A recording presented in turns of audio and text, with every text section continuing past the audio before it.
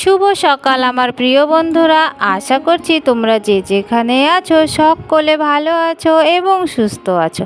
নদিয়া জেলার ছোট্ট একটি গ্রাম থেকে আমি অনিতা তোমাদের সকলকে জানাই আমার ব্লগ চ্যানেলে অনেক অনেক স্বাগত আর অনেক অনেক ভালোবাসা। তো বন্ধুরা দেখো, আমি সকালে ঘুম থেকে উঠে গিয়েছিলাম, আর ঘুম থেকে উঠে ওই যে চোখে মুখে জল দিয়ে বাসি ঘরটা কিন্তু বেশ ভালো করে ঝাড় দিয়ে নিয়েছিলাম। ঝাড় দেওয়ার পরে আমি উঠোনটা বেশ ভালো করে ঝাড় দিতে শুরু করে দিয়েছি। আর আজকে দেখো আমাদের ওই রান্নাঘরটা দেখছো, ওই দিক থেকে হাওয়া আসছে, সেই জন্য আজকে আমি ঝাড় দিয়ে এই দিকে নিয়ে যাচ্ছি।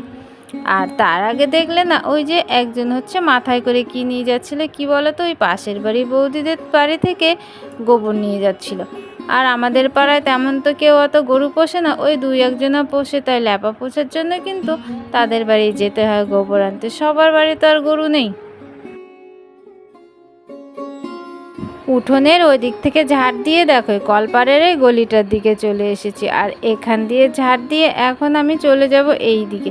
আর দেখো কি পরিমাণ হাওয়া বইছে, দেখছো ওইখানে একটা কাপড় মেলা আছে, আর কাপড়টা একদম হাওয়ায় কতটা উড়ে যাচ্ছে, সেই জন্য আজকে ঝাড় দিয়ে এদিকে আনতে হলো।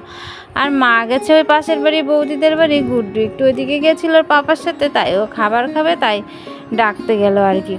তো 2-3 দিন ধরে তো গুড্ডুর পাপা এসেছে, তো ওর পাপাকে তো কিছুতেই ছাড়ছে না, আর সারাক্ষণ শুধু ওর পাপার সাথে ঘুরে বেড়ায়।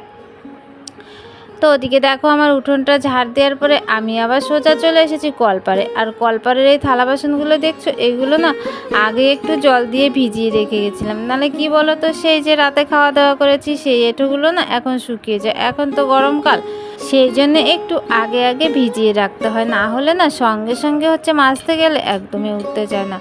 তো যাই হোক, দেখো অনেকগুলো থালা বাসন ছিল, আর সেই থালা বাসনগুলো কিন্তু আমার মাজা হয়ে গেছে। আর ওই যে গামলায় আমি জল ভরে নিয়েছি, আর এখন কিন্তু থালা বাসনগুলো ধুয়ে নিচ্ছি। তো গামলায় না জল ভরে নিলে একটু সুবিধাও হয়, আবার একটু কষ্টও কম হয়, আবার জলটা কিন্তু নষ্টও কম হয়। তো এখনের তো গরমের দিন, তাই কলে জল তুলতে না খুবই কষ্ট হয়, সেই জন্য অতটা জল নষ্ট করি না। তো এত জল নষ্ট করলে মানে সেগুলো তো আমাকেই তুলতে হয়, সেই জন্য মানে খুব কম জলে আর কি কাজ করার চেষ্টা করি। তো যাই হোক, দেখো থালা বাসনগুলো মেজে এখন আমি এক এক করে সব থালা বাসনগুলো কিন্তু ধুয়ে নিচ্ছি। আর ধোয়ার পরে ওই যে যেখানে আমি রাখি ওখানেই কিন্তু রেখে দেব।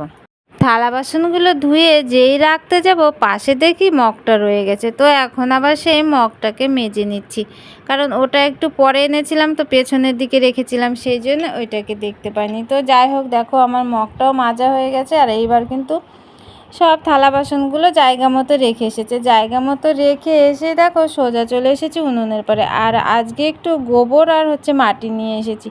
ওই যে উনুনে না পাতা পুতো দিয়ে জাল দিলে না হচ্ছে উনুনের মুখটা ভেঙে যায়, মানে যাই দিয়ে জাল দিই না কেন উনুনের মুখটা ভেঙে যাচ্ছে, সেই জন্য এই প্রত্যেক দিন না একটু করে জোড়াতে হয় আর কি। তো মাটিটার গোবরটা ভালো করে মেখে নিয়ে উনুনের মুখটার সাইডগুলো একটু ভালো করে জুড়ে নিয়ে সুন্দর করে যেটুকু বাকি ছিল সেটুকু হচ্ছে লেপে নিয়েছি। পুরো ঘর তো লেপা হয় না, জ্বালানিতে ভর্তি রয়েছে, সেই জন্য যেটুকু ফাঁকা ছিল সেইটুকু লেপে নিয়েছি। তারপরে দেখো ওই যে ভাতের হাঁড়িটা যে মেজেছিলাম ওইটাকে আমি একটু মাটি লেপে দিচ্ছি আর কি। তো মাটিটা লেপে এখন একটু শুকোতে দিলে না বেশ ভালো হয়। তো চলো, আমার মাটি লেপা তো হয়ে গেছে, এখন আমি রোদে দিয়ে দেবো। হাঁড়িটা রোদে দিয়ে আমি সোজা চলে এসেছিলাম ঘর মোছার জন্য। আর ঘর দুটো তো বেশ সুন্দর করে মুছে নিয়েছি, তার আগে কিন্তু গ্যাসটা মুছে নিয়েছি, আর এখন কিন্তু আমি বারান্দাটা বেশ ভালো করে মুছে নিচ্ছি।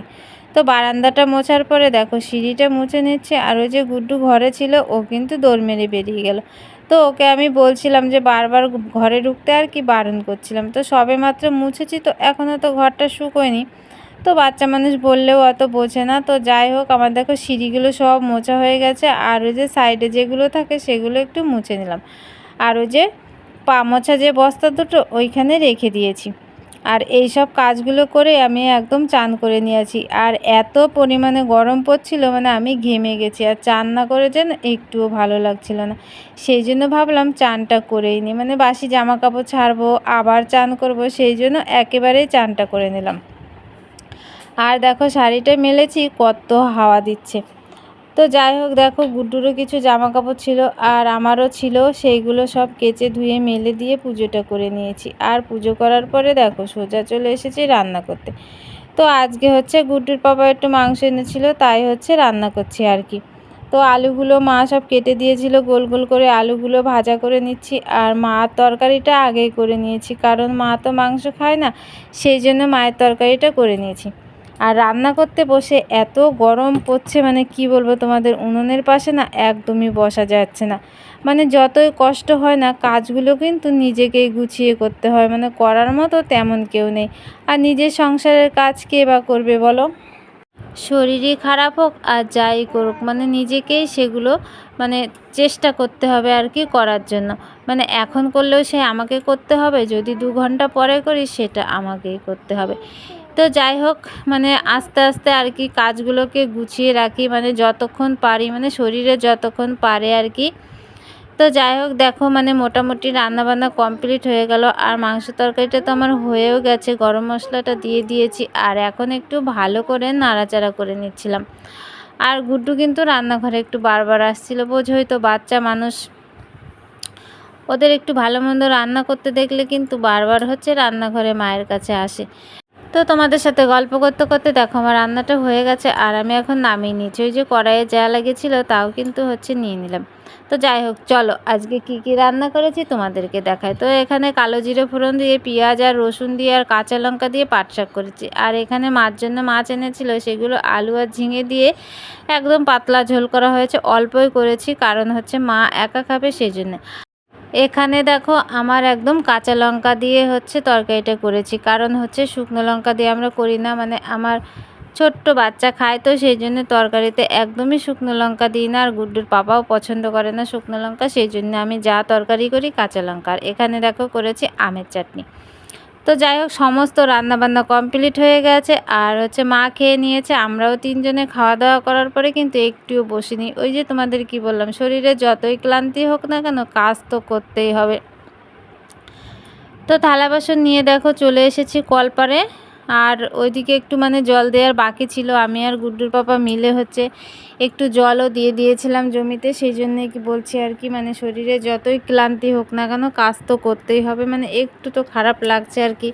কারণ ওগুলো হচ্ছে মানে ছেলেদের কাজ, সেই ছেলেদের কাজগুলো যদি মেয়েরা একটু করতে যায়, মেয়েদের কিন্তু একটু খাটনিই হয়।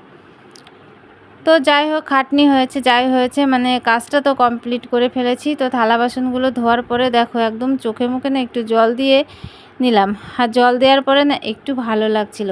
তো থালা বাসনগুলো রাখার পরে দেখো আমি চলে এসেছি আবার উঠোনটা ঝাড় দিতে। আর আজকে রান্না করতেও দেরি হয়ে গেছিলো, খেতেও কিন্তু একটু দেরি হয়ে গেছিলো, সেই জন্যে খাবার খেয়ে উঠে আর একটুও বসা নেই, দেখো একটার পর একটা কিন্তু কাজ করে চলেছি।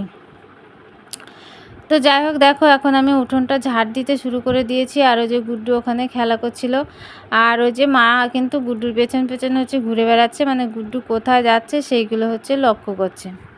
আমি কাজ করতে গেলে অতটা খেয়াল করতে পারি না গুড্ডুকে আর কি, সেই জন্য হচ্ছে মাই ওর হচ্ছে খেয়াল রাখে ও কোন দিকে গেল কি করছে। তো যাই হোক দেখো এখন আর হাওয়া বাতাস নেই, তাই উঠোনটা এবার এদিকে ঝাড় দিয়ে নিচ্ছি, ওদিক থেকে টিনের ঘরের ওদিক থেকে দেখো পুরোটা ঝাড় দিয়ে নিয়ে এদিকে চলে এসেছি। আর এখন এদিকটা আমি ভালোভাবে ঝাড় দিয়ে নিচ্ছি। এখন বাকি রয়েছে শুধু এই বাসতলার দিকে, তো এটুকু এখন ঝাড় দিয়ে দেবো। তো চলো বন্ধুরা ব্লগটা আর বড় করছি না, তোমরা যে যেখান থেকে আমার এই ব্লগটি দেখছো সকলে ভালো থেকো এবং সুস্থ থেকো। দেখা হবে তোমাদের সাথে আবার পরবর্তী একটা ব্লগে। টাটা বন্ধুরা, গুড নাইট।